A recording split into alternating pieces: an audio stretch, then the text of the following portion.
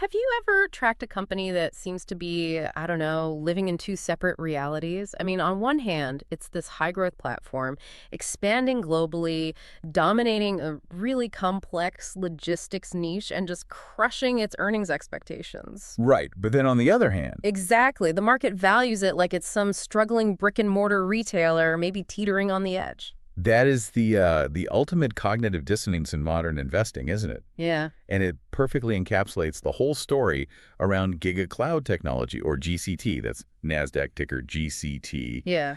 And following their massive Q3 2025 earnings beat, which just came out yesterday, the stock surged nearly 30%.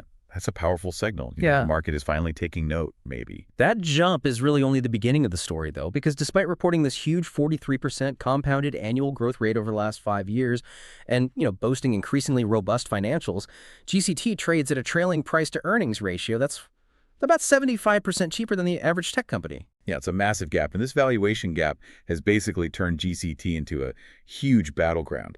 You see this phenomenal fundamental performance clashing directly with, well, significant reputational risks and some really entrenched short interest. Okay. So our mission today is really to cut through that noise. We're going to analyze the sources, try to figure out if GCT's intrinsic value, and some bullish models put that as high as $62.48 per share, if that can actually overcome the skepticism and, frankly, the macro headwinds. And the current share price as of today, November 7th, is $33.11. So plenty to investigate there. Definitely. By the end of this deep dive, you should understand exactly why this stock is so polarized, what's really driving its phenomenal revenue engine, and whether you're looking at, a dirt cheap logistics empire or maybe a sophisticated value trap. Okay, let's unpack this. It's a high-stakes scenario.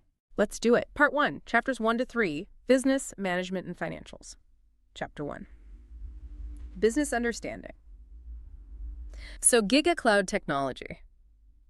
It's an incredible business to really dig into because it thrives on solving this massive, frankly awkward problem that most, traditional supply chain systems just can't handle efficiently. We're talking about the large parcel market. Yeah, think about trying to move like a 300-pound sectional sofa, or maybe a professional-grade treadmill, or even a big refrigerator from a factory somewhere in Southeast Asia, all the way to, say, an independent retailer in suburban Ohio. Right. That physical challenge is precisely what GCT was founded to solve. They really pioneered this global end-to-end B2B technology solution for large parcel merchandise. They saw a gap, didn't they? While Yeah. companies like Amazon totally mastered small parcels, the logistics complexity for these massive, heavy, awkward items, especially cross-border, it was just crippling for B2B resellers. And what's fascinating here is how they address that complexity. Because GCT isn't just a retailer, and it's definitely not just a trucking or shipping company. Yeah, it's more than that. It's an integrated B2B marketplace. They connect manufacturers, mostly in Asia, directly with resellers across the US, Europe, and other parts of Asia too. Their core value proposition is delivering this truly comprehensive solution. And that comprehensive promise, that's their secret sauce, really. They manage the entire journey, right from the manufacturer's warehouse, through customs, across oceans, and eventually to the end customer's doorstep. And crucially, Crucially, they offer this incredibly complex, multimodal transport, all at one fixed price. Now imagine you're a B2B reseller constantly juggling fluctuating freight rates, customs delays, managing multiple logistics partners. GCT just removes the single biggest headache they face. right, that operational framework is what they call supplier-fulfilled retailing, and it generates two distinct and really critical revenue streams that we need to understand to, assess the quality of the business. We saw the split clearly in their Q3 2025 data. Okay, so the first stream is product revenues. It's the 1P, or first party, representing the retail side.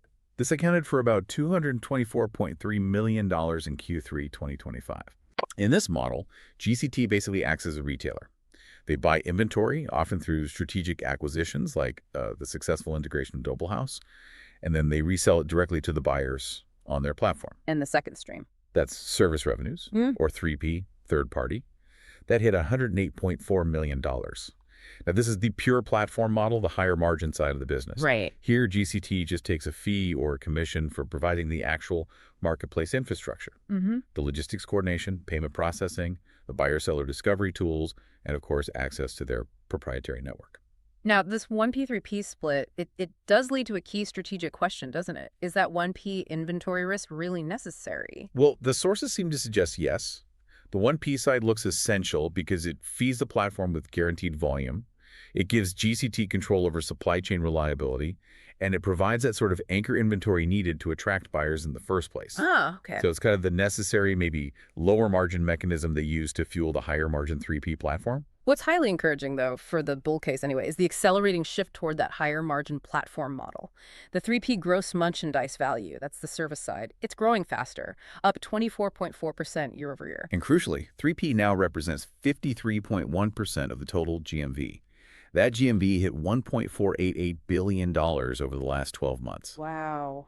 This is a really positive transition. I mean, when a platform's main transaction driver shifts from the company holding the inventory, the 1P, to just enabling transactions for others, the 3P, well, it fundamentally changes the valuation narrative. Oh, so. It signals a maturation, right? Yeah. Moving towards a true technology and logistics platform and away from being just a capital-intensive retailer. And let's look at the sheer scale here, because it really confirms the serious B2B nature of this operation. In the last 12 months, GCT reported 11,419 active buyers. That's up 33.8% year over year. But the number that really jumps out, the truly defining data point, is the spend per active buyer, $130,349. That's huge. It is.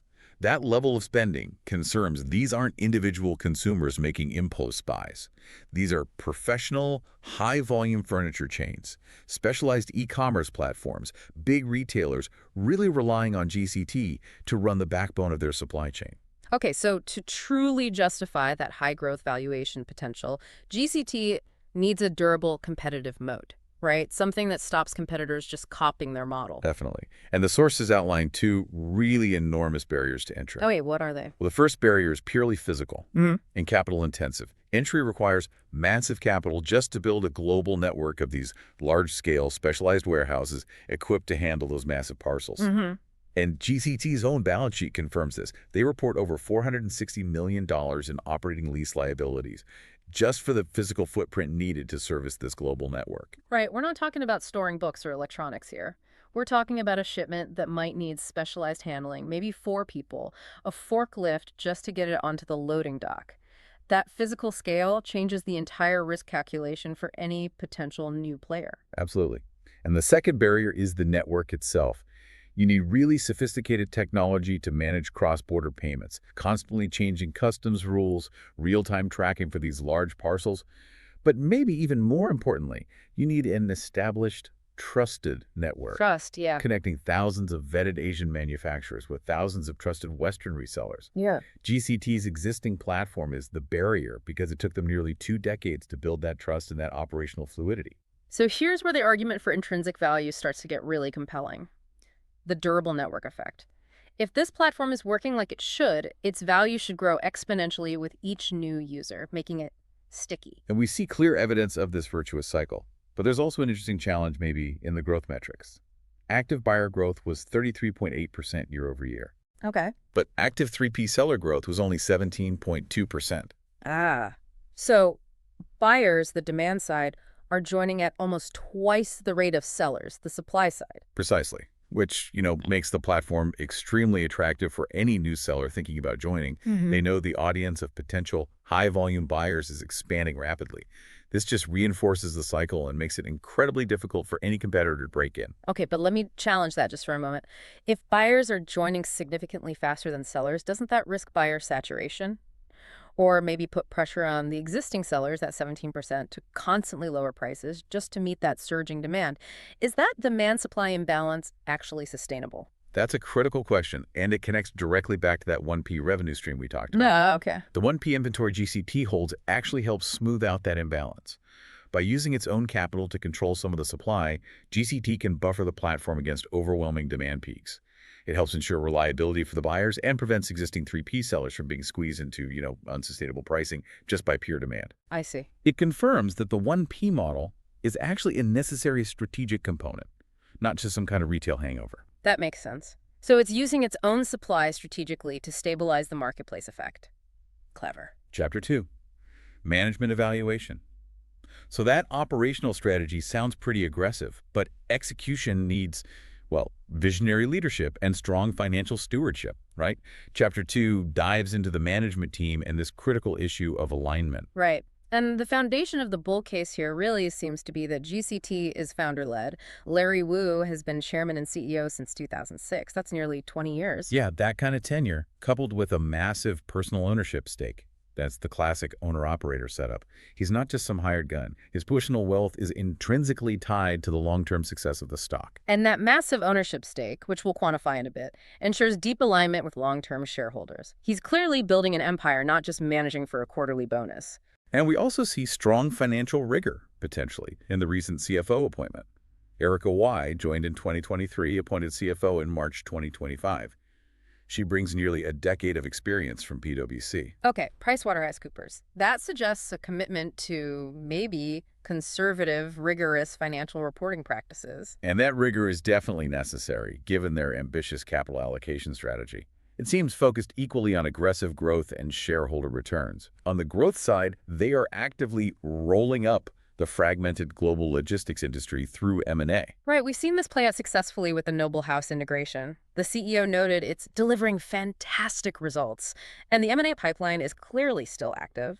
Just yesterday, they announced a binding term sheet to acquire New Classic Home Furnishings for $18 million in cash. Now, acquiring companies while simultaneously buying back their own stock, that is arguably the most powerful signal management can send to the market. Why is that? Well, it means they see the value proposition of GCT itself as deeply undervalued relative to the companies they're acquiring.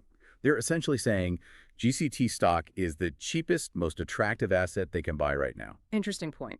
And their commitment to buybacks is substantial. They approved a new $111.0 million share repurchase program, and they've already spent, $87 million on buybacks just since their 2022 IPO. Right. And since they don't pay a dividend, which is pretty typical for a high-growth business, all their operating cash flow, which was $78 million this quarter alone, gets efficiently funneled back into these growth and buyback initiatives. We can actually quantify this efficiency using return on invested capital, or ROIC.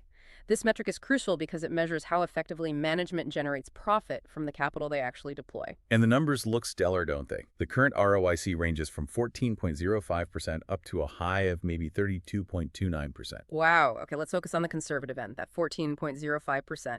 The sources note that this figure outperforms 86.96% of its industry peers. That's a profound signal. It means GCT's management is structurally more efficient at turning a dollar of capital into profit than almost every other player in their sector. Right. This high sustained ROIC provides the crucial financial fuel they need to support their aggressive M&A and growth strategy without having to rely on high-cost external debt. Okay, but let's introduce some critical friction here. While 14% is fantastic, given their asset-heavy model and these recent acquisitions, we have to confirm if they're accounting for all their capital costs, right, including the full scope of those operating lease liabilities in the ROIC denominator. Could the recent M&A be temporarily inflating this figure before integration costs really hit? That's a really important caveat. A high ROIC can sometimes be fleeting if the capital structure changes significantly. However, even accounting for that heavy asset base, maintaining a high teens ROIC in a logistics business, which is notoriously low margin, high asset, it does suggest a structural advantage, which supports the idea that the technology platform is truly lowering the effective cost of operation compared to their peers. Now, we absolutely must address the reputational asterisk. This is the one major cloud, the smoke hanging over the stock. And it's likely the single biggest reason why we started this deep dive talking about that massive valuation discount. That's right. The most significant concern goes back to September 2023.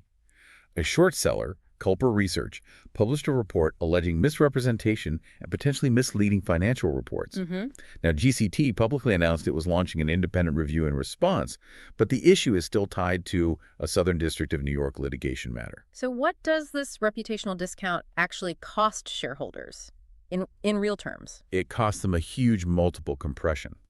When these types of allegations surface, the market just applies a severe discount. Investors basically calculate the risk of total loss, risk that the allegations might actually be proven true, driving the stock potentially to zero. Right. By trading at a PE of around 8x, the market is signaling that it calculates a significant probability that future cash flows are unreliable or maybe overstated.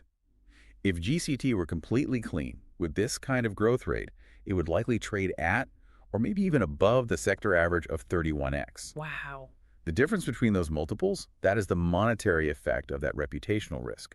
So investing in GCT really requires a conviction that the independent review and the financial reporting are accurate and that the allegations are just unsubstantiated noise. Chapter 3, Financial Health. Okay, Chapter 3, this is where we quantify the engine driving GigaCloud and try to solve the core financial riddle that seems to have divided investors. So following yesterday's surge, the market cap sits at about $1.23 billion.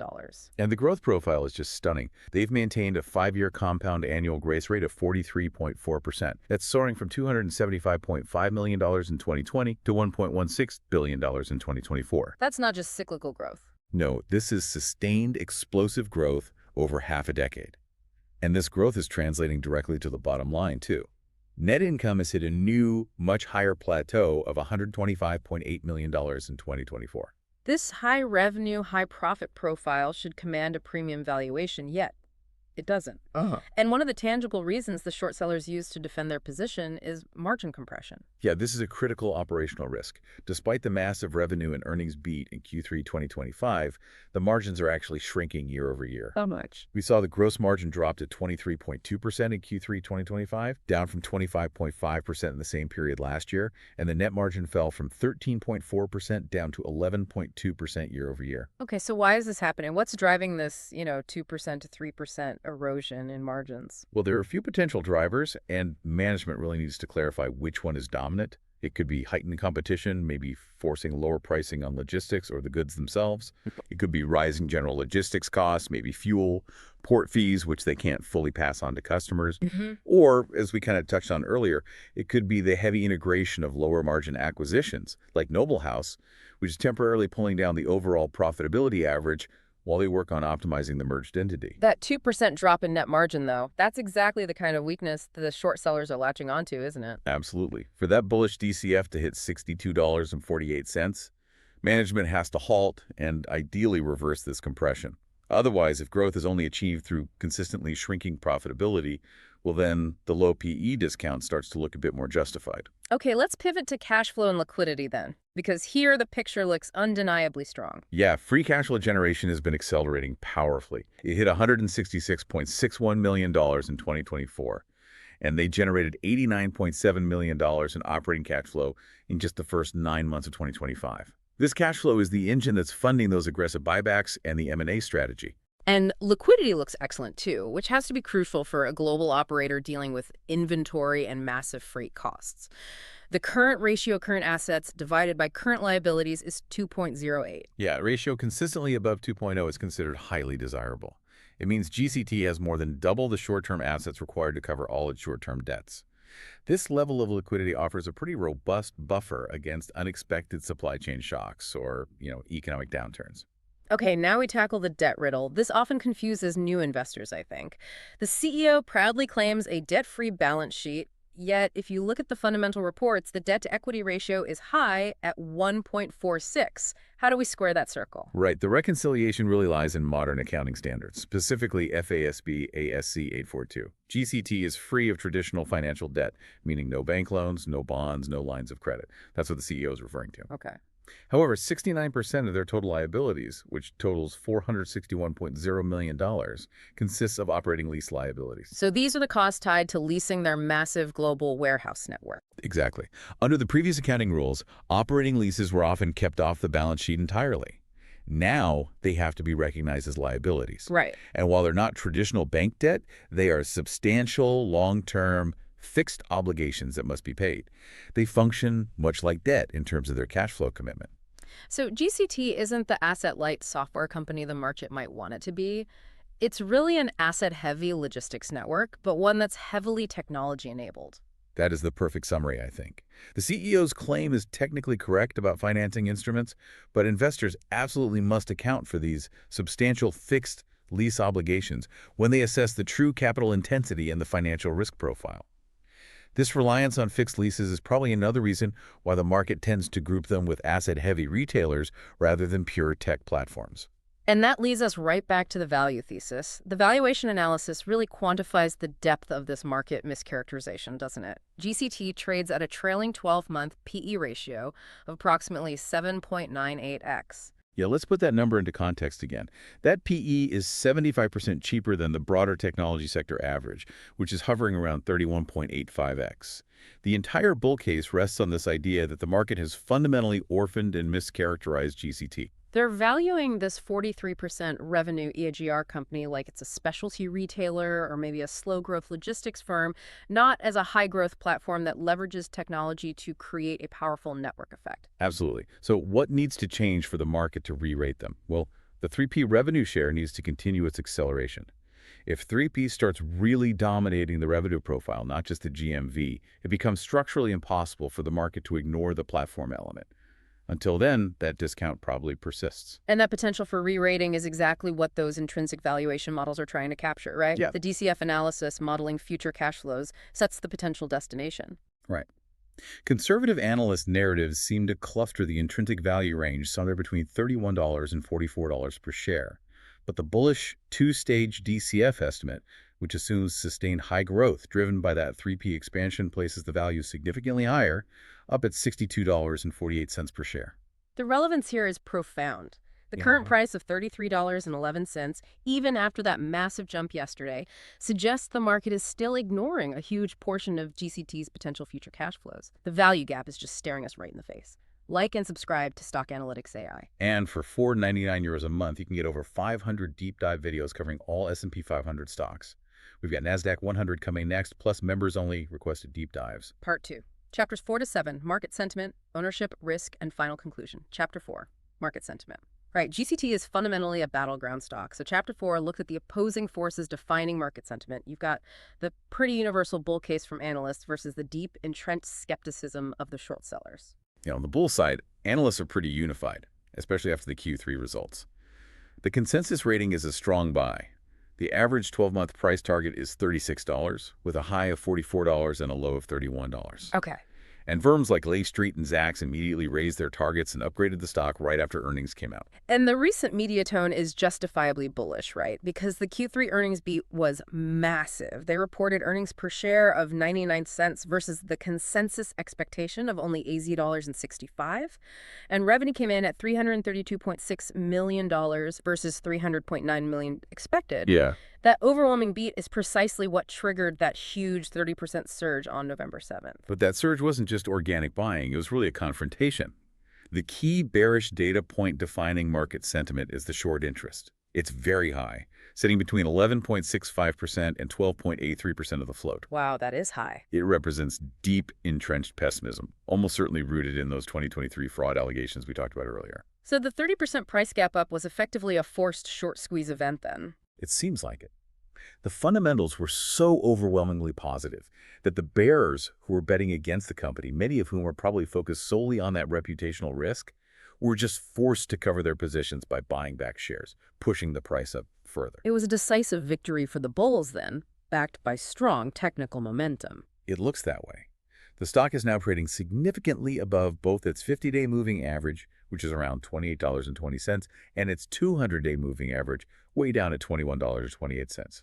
This confirms that despite that massive short position, the stock is in a clear, sustained technical uptrend. It suggests the fundamental strength is finally starting to overpower the entrenched skepticism. Chapter 5. Ownership structure. So when you have a battleground stock like this with such high short interest, it's absolutely crucial to know who actually owns the company, because their actions can either confirm or deny that bearish narrative. Chapter 5 looks at the ownership structure, which provides a key counter-narrative to those short seller claims. Right. And we see a very strong institutional presence here. GCT has 303 institutional owners, including giants like BlackRock and the Vanguard Group. Yeah, the presence of these large, typically conservative index funds provides a kind of floor of legitimacy and stability. These institutions don't usually maintain substantial stakes in companies where the risk of financial fraud is perceived as high, so it actively counters the short seller narrative to some extent. But the real anchor, the ultimate source of alignment, has to be the insider ownership. Absolutely. Insider ownership is exceptionally high at 24.71%. And the founder and CEO, Larry Wu, personally owns a commanding 21.44% of the company. That level of control and personal investment is extremely rare, and it aligns management directly with long-term shareholder value. You can't argue with that skin in the game. We must dissect the insider selling narrative, though, because recent headlines did note that CEO Larry Wu sold 100,000 shares for about $2.85 million, and the COO sold over 16,000 shares. Now, on the surface, if you just read the headline, this looks like insider dumping a classic bearish signal that maybe management is bailing out ahead of bad news. Right, but the truth lies in the details of the SEC filings. And we Yeah. need to clarify this technical concept. These sales were made pursuant to Rule 10b5-1 trading plans. Okay, explain what that means in simple terms. It's a crucial distinction. Think of a 10b5-1 plan, like setting your GPS destination months in advance. The insider sets up a pre-scheduled automated selling plan months before they actually sell, usually for diversification, liquidity, or tax purposes. Right. Once that plan is set, the insider cannot intervene or alter the sales, even if material, fantastic news like a massive earnings beat comes out right before a scheduled sale. Ah, so it effectively removes the element of intent. It proves the sales were mechanical and pre-planned, not malicious or based on some current non-public negative information. Exactly. It completely neutralizes the negative signal often associated with insider selling. And crucially, the sale was actually a tiny fraction of the CEO's overall economic interest, wasn't it? Tiny. While he sold 100,000 Class A shares, he still controls over 8 million Class B founder shares. Class B shares often carry higher voting rights, cementing his control, and represent an investment valued at over $221 million at current prices. Right. So, the narrative of him dumping his stake is just fundamentally misleading when you look at the total picture of his financial skin in the game. Chapter 6. Risk assessment. Okay, before we wrap up with our final conclusion, we need a complete risk assessment. Let's start with a classic internal analysis, comparing GCT's fundamental strengths against its internal weaknesses. Okay. The strengths are really the foundation of the bull case. Right. That explosive 43% revenue, CAGR, excellent capital efficiency shown by the high ROIC, a strengthening network effect where buyer growth significantly outpaces seller growth, and a founder-led team that is, financially debt-free of traditional instruments. The weaknesses, however, are persistent and they're real. Margin compression is a tangible operational risk that management absolutely has to reverse. That reputational overhang from the short seller attack remains a shadow, potentially capping the valuation. Right. And that reliance on $461 million in operating lease liabilities confirms it is an asset-heavy model needing massive fixed costs, which makes it sensitive to economic downturns. Now, looking externally, the opportunities are really centered around expansion and valuation. The aggressive M&A roll-up strategy continues to consolidate this fragmented market, like we saw with the new Classic acquisition. Rapid expansion in the European market has shown phenomenal results. They reported a 70% revenue surge there. And critically, the significant potential for a PE valuation re-rating remains the single biggest catalyst for the stock price. However, external threats loom large, mainly macro threats. Since GCT specializes in large discretionary items like furniture and home goods, it's heavily exposed to a cooling housing market and wavering consumer confidence. Definitely. If consumers delay buying those big-ticket items, growth slows down. And high interest rates only make that problem worse by increasing costs while simultaneously suppressing demand. This brings us to the geopolitical risk paradox, specifically the U.S.-imposed tariffs of 2025. On the surface, a platform connecting Asian manufacturing to the U.S. looks highly vulnerable to tariff policy, right? It could destroy supply chain fluidity and raise costs dramatically. You'd think so. But this threat actually seems to prove and validate GCT's competitive moat. CEO Larry Wu confirmed they've been managing around tariffs for some time now by actively diversifying their sourcing. How diversified are we talking? Well, the proof is in their supply chain metrics. Over 50% of their 1P supply for the U.S. market now comes from diversified Southeast Asian nations, places like Vietnam, Malaysia, Mexico, even Turkey. Okay, why is this difficult for competitors to replicate, though? Because managing manufacturing and logistics across 5 different regulatory environments, each with different languages, customs, rules, port regulations, payment systems, it's incredibly complex. GCT isn't just a simple China-U.S. logistics bridge. It's a sophisticated, diversified global logistics platform built for resilience. So the complexity introduced by tariffs, rather than destroying the business, actually increases the value of GCT's end-to-end solution. They're effectively selling the solution to the tariff problem. Turning a macro threat into a competitive advantage. Interesting. Chapter 7. Conclusion. We've reached the final chapter. Time to synthesize everything we've learned. Let's start by summarizing the core bull case that fueled that big 30% stock surge yesterday. Okay, the bull case seems to rest on 4 main pillars. First, GCT is an undeniable growth machine, backed by that 43% 5-year revenue CAGR and a robust cash flow engine. First, the valuation is dirt cheap at around 8x PE, mainly due to market mischaracterization and that reputational risk discount. Third, they possess a durable, tariff-resilient moat built on network effects and that diversified logistics control we just discussed. And fourth, the management is highly aligned, focused on aggressive buybacks and high ROIS growth, signaling real confidence in their own undervaluation. Okay, conversely, the core bear case. It seems driven by three clear, persistent factors. First, there's massive skepticism, evidenced by the 12% short interest and those lingering allegations, which demand a significant reputational discount. Yep.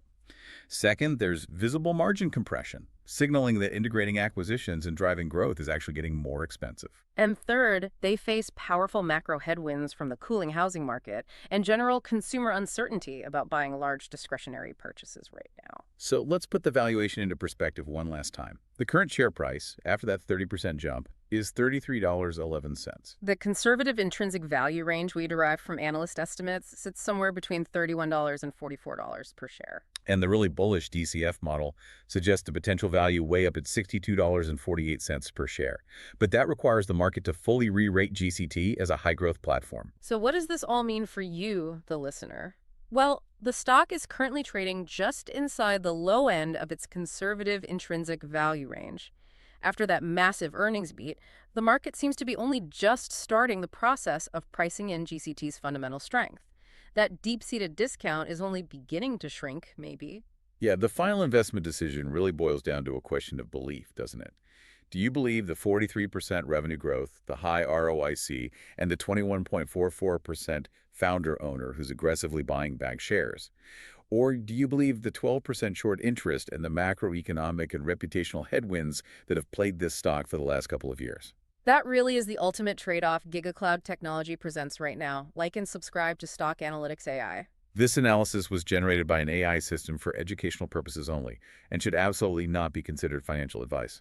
Please conduct your own research or consult with a qualified financial advisor before making any investment decisions.